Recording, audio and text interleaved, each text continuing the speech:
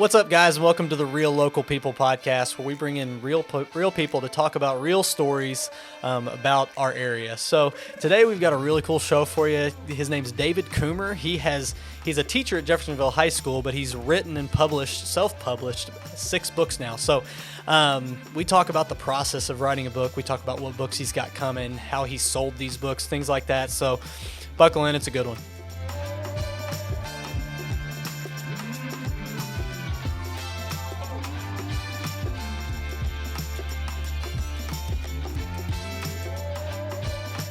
So I'm here today with David Kummer, who is a high school teacher, high school English teacher, has published, I counted 6 books. Is that number correct? That's accurate. It depends on how I'm feeling that day. 5, 6, 7, something like that.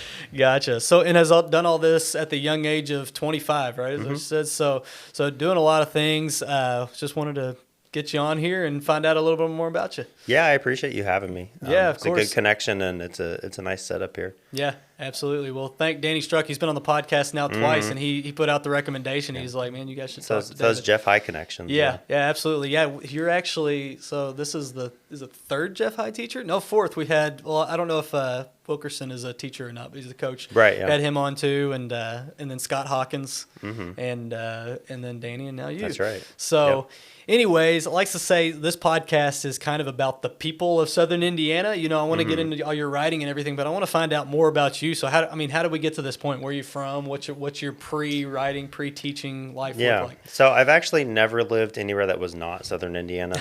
I've also never lived farther than 5 miles from the river. Right. I grew up in Madison, Hanover area, and stuck around there for high school and for college. I graduated from Hanover College. Gotcha.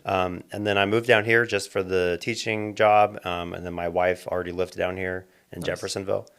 So I kind of had a couple different reasons to move down here. Yeah, but I like it. It reminds me a lot of Madison, especially living in downtown New Albany. It's very kind of similar vibes. My wife would grossly disagree. She wants to live in Madison. Yeah, it's pretty, but it's one of those things where when you grow up somewhere and then especially when you're a young person and you're starting to move away, it's like, oh, I'm so tired of this town. Yeah. But then you go other places and it's like, well, the things I like about New Albany are what remind me of Madison. Right. So it's, Yeah, absolutely. Well, that's cool. Maybe just keep moving down the river. You end up in I guess Evansville so. next.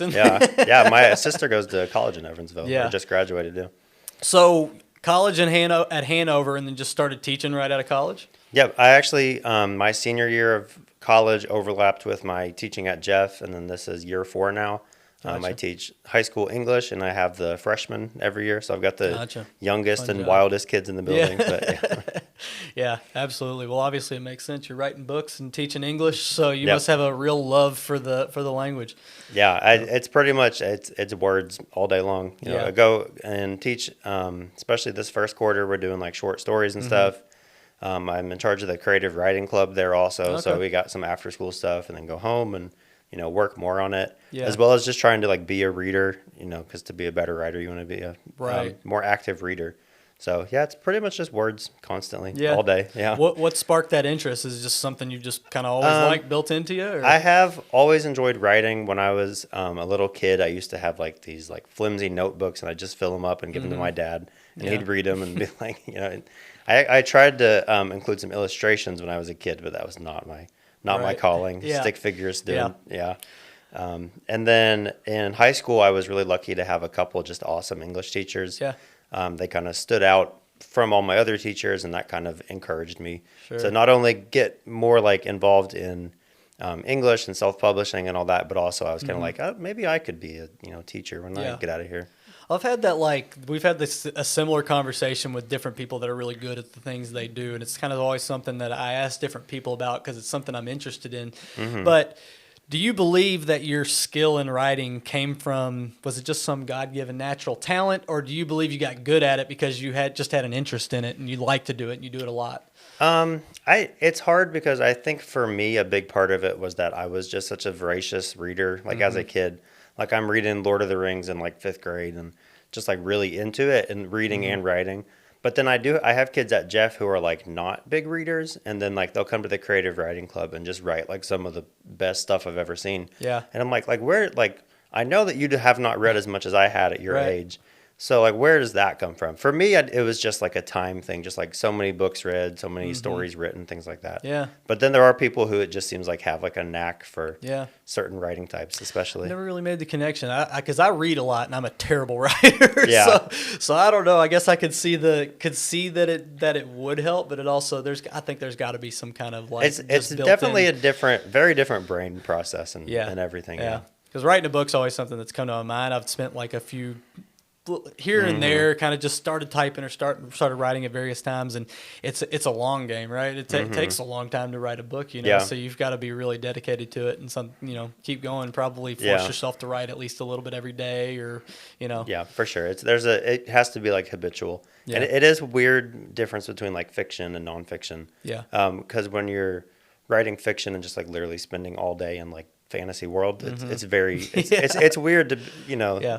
But then you find that people will actually pay for your writing and enjoy it and appreciate it, and that's always cool. Which is part of why I started the writing club at Jeff. Yeah, is I wanted those kids to kind of realize that same thing. Yeah, absolutely. So one of the things that just kind of popped in my head when you said you live in in this like fantasy world is it's popped into my head about like J.K. Rowling and Harry Potter before. It's like, man, how did this? There's hundreds of names and places and settings and all these things that just literally came out of this person's head. Like, do you envision these things like ahead of time? Do you have this idea in your head and this world in your head of these books? And I know some of yours are series that kind of evolve out of the same world, but does it kind of evolve as you're writing it, or do you feel like it's just there? So, well, it helps that I definitely don't have any worlds as big as the Harry Potter world or anything remotely close to that. A lot of my books are like small town, rural kind of thrillers. So you have, like, for example, living in New Albany. I haven't written any books set in New Albany, but I think anybody who lives there and reads them kind of picks up on the details. Like a lot of that kind of small town, or even like the two books here, The Misery House and The Silent Forest. It's like an even smaller like farm town kind of thing. But I grew up around and near farms and all that kind of so like tiny little towns in Madison that no one's ever heard of. Yeah, that makes sense. I pull on real life experiences a lot, especially for like settings. Yeah. Well, I'm definitely going to get it. I wish I would have had time before we met to read some of these, but I'm definitely going to get into them because I have just a deep respect for anybody who can like put in the time and do something like that. I mean, it's a good time of year for it. It's getting to spooky season. Yeah, absolutely. That's a good point. That's my favorite genre. I've dabbled in like literary fiction. I wrote a book set in Madison, like a YA kind of coming of age novel as I was moving away. Gotcha. But I always end up going back to thrillers, mystery. Is there something that sparked that why you ended up in that genre? I think it's just one of the most flexible genres. I think like you can have two books that are both mystery thrillers, and even that have like similar settings, but just are completely different with either the writing style or the content matter. Would you say you're like what's the general age group of your books? So for these two, it's probably like PG-13. Okay. I've got one that came out last year called The Band, which is a little bit more adult, just because it follows a cover band in West Virginia. Okay. So you've got more alcohol and all the kind of crazy stuff that you'd run into. Sure. But no, these are pretty firmly PG-13. There's a couple of teenage characters in them as well. Gotcha. I tried to make it, when I was planning the series, it was supposed to be kind of accessible to like everybody, because you get the point of view of all four family members. So you have like the mom and dad and both of the kids. Gotcha. Yeah, I like that kind of stuff. We that just reminded me of this kind of off topic, but there's a Pixar thing that just came out. I don't know if you've seen it. It's like a TV series that Pixar created, and it's about this like girls softball team, and every episode is it's the exact same time frame. It's from somebody's different perspective. It's really good. If no, want to check it out. I like not only writing that, but also reading those kind of books. And I mean, that's even the movie Weapons just came out, and it's kind of the same thing. Gotcha. Like different point of views with focused on the same event. Gotcha. You can do a lot of fun stuff with that. So when did you write your first book? How early did you start? I think it was early high school, freshman or sophomore year. Wow. And it's actually not available anymore. There was a couple that I published, and then I have like did you too cringy to you? yeah. I was like, oh, okay. It's like reading something you posted on Facebook years ago. Yes, it's like that, except it's like 50,000 words. Yeah. And you're like, oh, all right. Yeah. I could see that. So there's a couple that are like that, but yeah, I think there's still one or two from high school that are available, and I sell them at the farmers market in New Albany and stuff like that. Yeah. So I'm gonna pull the teacher back out of you a little bit here. If I wanted to write my own book, where do I start? Like, what's the writing process look like? Is it like an outlining process, or do you just start writing and go from there? Or? I mean, people can. I know people that have done it the second way, where you just like kind of sit down and write and you figure something out. Yeah. And I've found that works for like short stories. For me, at least, and for a lot of the students that I've kind of helped with their own, I feel like some level of outlining is usually helpful. Right. Because a lot of times when you run into writer's block, it's just like you're kind of stuck in your own head. And sometimes if you have an outline, that helps a little bit. You can at least kind of like, can guide you. Yeah, makes sense. Probably depends on what type of writing you're doing, for too. Sure. Because like Danny Struck's book, his was kind of a compilation of like journaling and stuff that he had done over a long period of time. And so he kind of already had like a natural outline, plus all the all the memories that he has. Yeah, that makes sense. So what's your most recent book? So my most recent book is The Band, but I have one coming out. The last book in this trilogy comes out in late October, like a week before Halloween. I think it's the 24th, actually. Gotcha. And that one I'm really excited for to kind of end this series because it is going to end with book 3. Yeah. But it's also one of the first times that I've had some like, I guess hype like around a book launch. Like I set up at the New Albany Farmers Market for the last probably year and a half, which has been really cool just to make those like connections in the community, like different book clubs, different little book shops around there.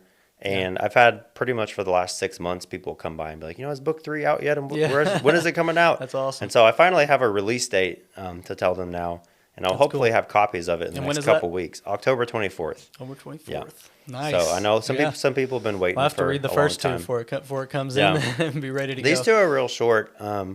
The sneaky thing with the third book is it's going to be about twice as big as the others. But so lure people in. I was like, hey, I mean, if you liked it that much, you'll be okay with a 400-page book. I like a long book. I just got done with a 900-page biography of Ulysses S. Grant. So, there you go. So anything will seem short compared to that. It took me like a month and a half to get through that. I bet, I just read House of Leaves, which is like the very famous, like, trippy, like messed up, like you have to like hold the book sideways and stuff to read it. That took me about a month and a half, but so what is take me through, if you can just give a little bit of a synopsis. I guess you don't want to jump into like book 2 or 3 of them, but like what's the series about? So like I said, it focuses on one family, the Woods family, and they live in a small town like farming community that's like barely hanging on. And they over this one summer they have a couple people go missing, a couple people end up dead, some like murder mystery aspect. Okay. But everything that happens kind of points back to the house on the hill, which is where the series title comes from. Abandoned kind of gothic mansion like up on the hill above the town. Amityville horror style. Yeah. So what I tried to do initially is take a lot of those kind of cliche tropes like the creepy haunted house, right? Kind of do some fun things with that to twist it around. There's a trope in like horror movies where like there's like creepy kids that's kind of like black hair type of thing. I tried to kind of take that trope and twist it around as well, but it all has to do with this one family. And the daughter, her name is Kaya. Her best friend Allison is one of the people that goes missing, and so they kind of are roped into it, and then they find themselves more and more drawn into this whole mess of their town. Gotcha. Okay. That's cool. I bet you get to the point with these characters where you feel like you know them, don't you? Like you feel like they're real people. Especially with the main characters, like the 4 point of view people from the family. Because you're writing from their point of view, so really you have to get into their head. Gotcha. An uncomfortable amount sometimes. And what are the titles in order here? Are we looking at these are 1 and 2? We got them Misery House here. is the first one. The Silent Forest is the second one, and the third book is called The Empty Room. The Empty Room. Gotcha. Well, I'll be looking forward to it. I want to read them. Actually, like I said, I just finished that other one, so I'm looking for the next thing to read. So that's like a bookmark compared to your 900 page. It is. My gosh. The other thing is I like my wife does the Kindle thing, but I'm like I like the Number one, when I'm reading presidential biographies, I'm nerding out and getting into. They say it's early stage republicanism and just getting into history, but it's I'm reading one for each president, so I kind of like to have them as a collection, as I go through finding all that stuff. So, but that is nice. Try to carrying around makes like a nice on vacation bookshelf. Yeah, got like a carry-on backpack to a plane that has a book that thick sitting in the backpack. Yeah. But no, so there was another piece I was going to say. Oh, so I'm kind of a business nerd here, and I'm wanting to know, it doesn't matter how good of an idea you have. It doesn't matter how good of a book you write.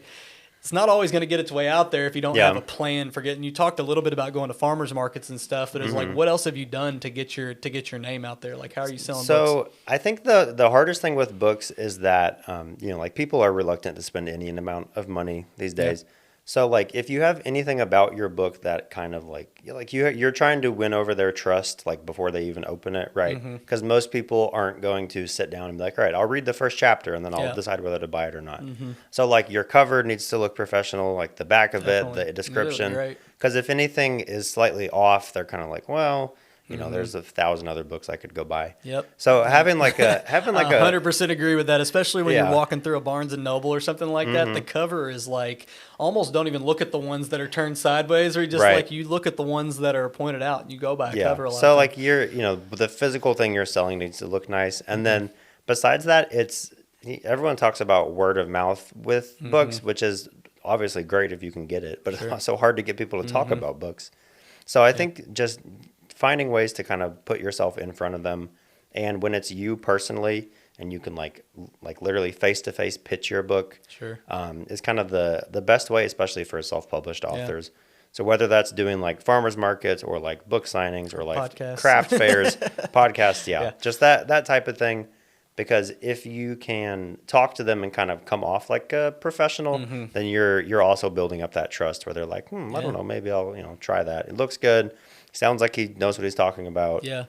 And by the way, you talk about getting people to spend money on a book. I looked up before. I think one of these was like $8. The first one I looked at. So you're not talking about especially if you're like a Kindle reader, like your wife. They're literally $1. Yeah, like, come on, guys. Come on. It's less than a Big Mac. Yeah. Who sets that? I mean, you're self-published. You're the one setting the price. I set the Kindle prices. Paperbacks, I also can set, but it's kind of iffy because like both of these were relatively cheap to print. The third one, because it's like twice as long, is like twice as much money to print. Gotcha. So, I guess then that was going to be my next question. How do you get them so nice and good looking? I guess you just work with a printer that does those? Yeah. So, well, I pay someone for help with the cover. Okay. And then I pay someone to do like the formatting of the inside, which I need to learn how to do myself. Yeah. But, so, pay a couple different people, kind of outsource those, what I can't do myself. Yeah. Cause it's even like, I've noticed a lot of times reading books, a lot of times like, is your word spacing correct? And like there's different things that can make a book feel cheap. It's similarly to how when I listen to a podcast, if I like start the podcast up and it doesn't have good sound quality or it doesn't have good, a lot of times I skip on to the next one. I mean, that's pretty important. Yeah. So, but anyway, I think we're getting down pretty close to the end of our time. You talked a little bit about your new book that was coming, and so we said October 24th. Yep. Third one in this trilogy. Where and you said Amazon, right? It's so Amazon, Barnes and Noble, and I'm having a launch event at like Mickey's in New Albany on the 24th. Okay. I'll have a signing at Barnes and Noble in Louisville. There's actually one over there that's kind of partnered with me for the last couple books, which has been really cool. They kind of ordered their own shipment, and I go sign them and sit down there for a day and talk to people. But they're pretty much available just about everywhere. Gotcha. I've tried 99% of people are going to go to Amazon, so as long as it's there. But I know some people are like, like they want to get it on Kobo or like the Apple Books. Gotcha. I've tried to do some things in the last year and a half to kind of make it more like wide released. So October 24 book release, and you said the party or the release party was is also on the 24th. 24th, at Mickey's. Okay. Yep. Gotcha. And then I'll have a couple events around here, I'm sure, around Halloween. Yeah.